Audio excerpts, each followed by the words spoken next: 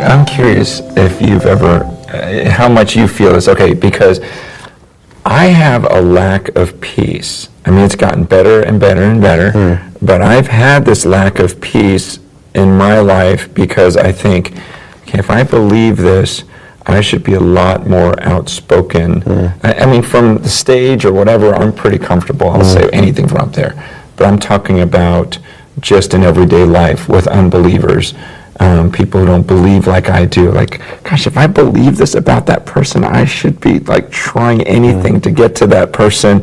And so there's been this lack of peace. Like, there's not that personal, it just is flowing out of me all day long. And I remember talking to a pastor about it once and going, do you ever feel this? And he was like, not really. He goes, I kind of feel like that's the people's job. And, my job is to motivate them to do it, which I agree that is, but like me personally, just as a Christian, this isn't as a pastor or a leader in any way. It's just, I personally feel like this doesn't make sense. If I believe this, I should be talking about it more. And that's what's leading me to do this. I think other people feel that and just go, this is a complete disconnect. Because these people, you couldn't shut them up because it just naturally came out of them.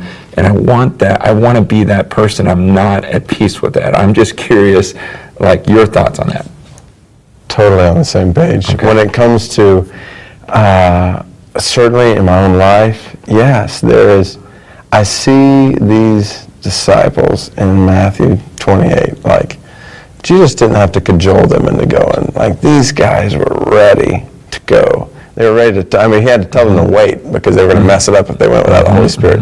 And so there was a natural, probably a better word, supernatural compulsion in them that I often lack in my own life when I'm sitting next to somebody at a coffee shop, or if just talking with somebody. There's still, even in my own life, like a hesitancy, a timidity that can creep in that I know is not of the Lord. Like that's and so I want to address that in my own life, and I fight that in my own life, and I want to. And then, yes, as a pastor, I want to help other people fight that, but to do it together. And I think part of it then fundamentally comes back to, what does it really mean to be a disciple of Jesus? Yeah. Because making disciples is supernatural overflow of being a disciple. So, and I think I've got a lot to learn about what it means to be a disciple, and I think we as a whole, in this context in particular, have a lot to learn what it means to be a disciple. What do you think is the main thing that keeps you from speaking freely about Jesus to strangers? I think it's probably a couple of things. One, there's a fear of man that's a part of that. I think there's a fear of man. There is, I sometimes sense in my own life, and it's so much easier on a stage to. I don't feel like I'm afraid when I'm in front of a few thousand people or whatever. But man, you're sitting on a plane next to somebody. It's like, this guy. Where do I start? This or that. And so there's, I think, a fear of man there.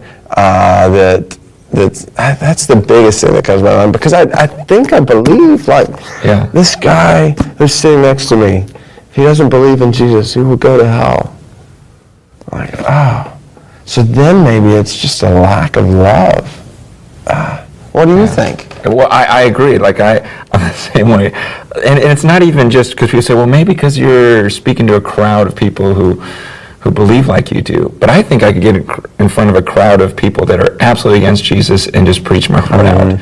But one-on-one, like, there's a different type of rejection, or I think it's pride in me that still is thinking about me, and I don't want them to reject me. It's just that insecure, almost weird high school worried about reputation thing still, or I don't know, I don't want to be rejected by this guy, or I don't want him to think I'm just this weird religious fanatic, and and it's just pure sin. So then the question becomes, okay, we're struggling with this. People all across the church are struggling with this. So how do we get out of this?